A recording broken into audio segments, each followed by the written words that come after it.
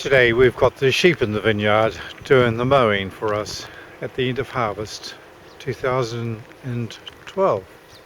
So it's been a fantastic season for Dunnolly. The wines have come off in beautiful condition and we now look forward to their release in 2 years' time. So we do for the Pinot and early 2013 for our Chardonnay. So it's a spectacular day in Waipara. The leaves have gone through senescence. We will not start pruning until the middle of July. So this is the scene today.